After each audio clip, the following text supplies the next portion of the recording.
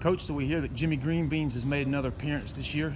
Can you tell us a little bit about playing quarterback again back behind that line? Oh, he's not very good. Hadn't made much improvement, so we'll see if we can get him better. I can't do that next week, so our guys are anxious to get ready for again the triple option. Tough challenge. Georgia Tech, they've been better than most anybody in the country at running it for a very long time. Coach Johnson's had incredible success, and they got a very difficult system to defend. I know even through a loss last week, they still rushed for over 300 yards and had every chance to win that game, and probably in a lot of ways should have, as well as the South Florida game if they don't have a couple of special teams miscues. So they went up and down the field, all 3 games this year, and we're going to need a great effort. It's a little bit different than some of the option that we've seen. We've gotten some work with it, but Coach Johnson obviously now has a couple of games worth of film, to really study and what we're doing. But we had to line up and stop, Furman and Georgia Southern. So to a certain degree, you had to reveal, yourself to them. So it'll be a little bit different for them to have that video to study. Coach, you said the other day you don't have any sort of magical elixir for Georgia Tech, but at the same time, the last 4 years they've averaged 209 yards total against you. Does it just come down to the players that you have? Is it as simple as that? I think it's execution. I think our players have done a good job of understanding the plan and executing. It's not like we're not playing disciplined football. We're are we faster than some people they might see? Maybe. But if the fast guy's not going in the right place, if he's not squeezing and closing, if he's not playing the dive when he's supposed to, and just go down the list of all the responsibilities that everybody has on any particular play. If they're not doing the little things right, then they'll expose you. It's not like you're overcoming a bunch of mistakes because you've got superior athletes. They make a lot of superior athletic teams look like fools and have through for a long time. So again, it's still being very detailed and precise, physical, violent, disruptive, all those things, and you got to be able to do it for 4 quarters. That's how they lull people to sleep. They're getting tired of playing those cut blocks and scoop blocks and crack blocks and things of that nature, and they start losing their intensity for precision, and that's when they get exposed. So it's going to take again an incredible effort from our guys, everybody. Obviously the guys up front. We got to make it tough for them to handle interior-wise, inside out. How much do you tweak or modify your plan against them year to year with the success you've had? Not much at all. Within the game, you're changing up, very subtle, just who's got what. But not really at all. What kind of challenge is Marshall providing at quarterback? I'm sorry? What kind of challenge is Marshall He's very providing? fast, and he's wiry, strong. He's got a good arm, and between their draw and their counter and again all the options, I think he's averaging 15 plus yards over the last year on the counter play, and their draws. I mean, all of it. He's good, and really he's strong and fast. They lost a 1,000-yard rusher in Benson from last year. What have you seen from those other 2 backs? I think they got a really good system that they plug and play guys and take nothing away from Benson. He was a really good player, and but they've recruited well for that system too. Coach, in the past, Dorian O'Daniel was like a tech killer for you. You got Isaiah Simmons in that role now this year at that position. How do you coach Isaiah, and how do you point towards Dorian's success with Georgia Tech as a teaching point? Well, I mean, some guys got instincts for it and a natural feel for it, and then other guys don't. So you're hoping to get something close to what you got, from Dorian. But there's no telling, once game day shows up. So coach them like you have anybody else at that position and what you want from it. And there's some savviness to it and athletic ability, the ability to stay on your feet, and the ability to understand distance between me and my responsibility on any particular play. So Dorian had a great feel for it, and Dorian was, again, as we saw his last couple of years in particular, as a 4th and 5th year player, was a really good player against a lot of teams and a lot of different styles of play. So we just got to get Isaiah to be 1 of 11. Just be really good at 1/11th of the defense, and he doesn't need to necessarily be Dorian, but if he could get somewhere close to that, it'd be obviously good. Coach, Pitt really shut down Georgia Tech in the first half the other day. Tech was still able to put up 320 rushing yards and 19 points in the second half. Do you think Paul Johnson made some good adjustments there? I don't think they ran for 320 in the second half. I think they stubbed their toe and they had some turnovers. Tech goes for it. They had a fake punt on their own end of the field, and that's how it goes from 7-0 to 14-0 with a turnover, really 2 turnovers. So I don't know the yards at halftime, but they didn't rush for 320 in the second half. You think I think they were more efficient in the second half. You think their improvement in the second half, Tech's offense, had more to do with the adjustments they made, or was it kind of like you said, Mullen, the defense? Just more efficient. I think they were more efficient because they moved the ball in the first half. Again, they play here or there.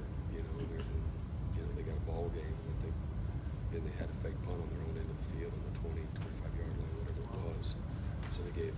And when it was 7-0, so they gave Pitt a short field to go at 14-0, and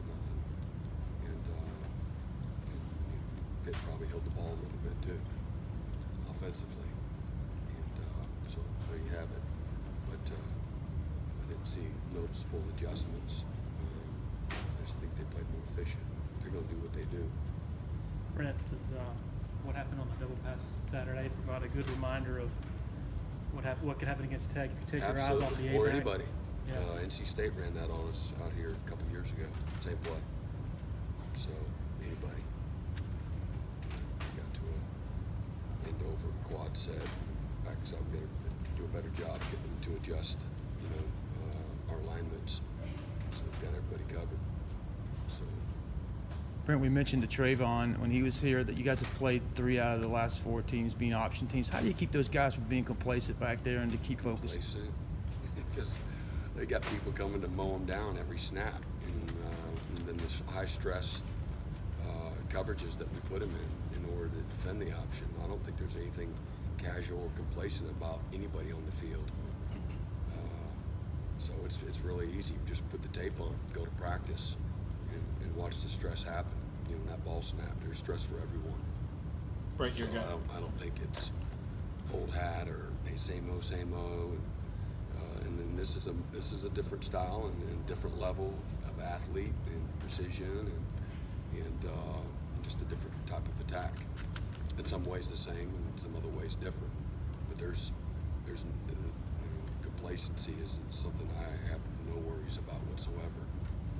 Right, your guys up front had another really strong game. It looked like their motivation is a lot of it just self-motivation from. They get guys that like to play and compete, and they care about their performance. They play with a lot of pride and toughness, and a lot of energy. That's who they are every day at practice. So I think that what you see is again just reflective of who they are and the kind of leaders they are and the guys that care.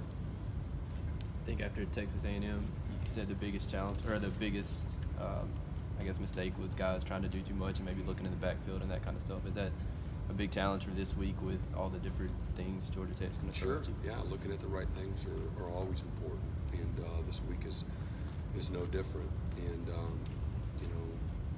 because they really require 11 guys to really be cohesive on every play. Sometimes a backside guy on a run over here against somebody else, is not a big deal. But our backside guy is every bit as important as the point of attack guy. And if we lose that, if he gets cut as a backside player, we've got problems, and they'll wear you out. So,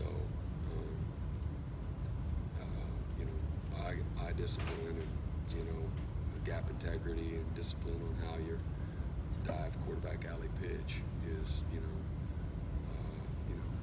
is at a premium. And so. After 3 games, has Xavier Thomas lived up to the expectations you've had for him? Expectations for us, and from where we look at things, we recognize how difficult it is to transition as a freshman coming out of high school. And Xavier's done a great job with working and learning and putting in the the effort day in and day out. And the more he's practiced, the more reps he takes, the better he's gotten. And so he's met our expectations. And I think you just seeing him scratch the surface on what he can be. And he'll be the first to tell you he's working on hopefully being a good player systematically. And that's a work in progress right now. Is he ahead right now as a freshman of where maybe like Cleveland and Austin, even Shaq, some of the other guys you have? Well, probably his first step was the strength and explosiveness, probably so. He's got that freakiness, and then his speed is faster than all those guys.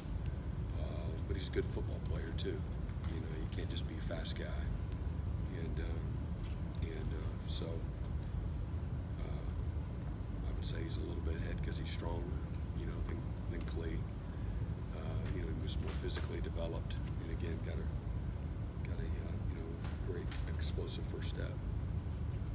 Coach, how do you simulate Georgia Tech's blocking schemes in a live setting in the practice leading up to a game? Well, we try to get them all to try to emulate what they do, as far as cut blocks and things of that nature.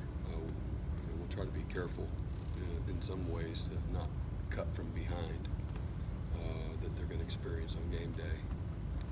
But we get them going. We try to charge those guys up, man. Challenge the scout guys. It's full speed. Today won't be, but Tuesday, Wednesday will, as far as cut blocks and attacking these guys. And I think our guys have a great appreciation, our scouts do, the kind of look and effort that we need. That's the biggest thing. It's going to be hard to simulate the precision and the speed, but I do think that we systematically have a good way to try to teach them, and we get a lot of work, with them to try to get that look. Coach, having a kicker like VT Potter just put the ball out of the end zone time after time, not only with your coverage unit, how much of a luxury is that for your defense? I don't really look at it as a luxury. I say that guy's on scholarship. I mean, that's what he should be doing. That's what I think. I think there's a lot of guys, and BT's done a great job. I think a lot of guys can do that. I just throw watch a game, any game, and just like you expect that quarterback, the guy's wide open and running a corner route, you expect him to put it right there in the breadbasket, or the backer's supposed to make a play in the B gap. It's not a great play, tackling the guy. I don't care who it is, and so it's great for us. That's more like it, if we haven't had that luxury. It's been a little inconsistent until this year, and so yeah, it's nice, and I think at the end of the day too, I think when you have the ability to do that, it prevents some of those collisions that get guys banged up too. All right. Thanks, Coach.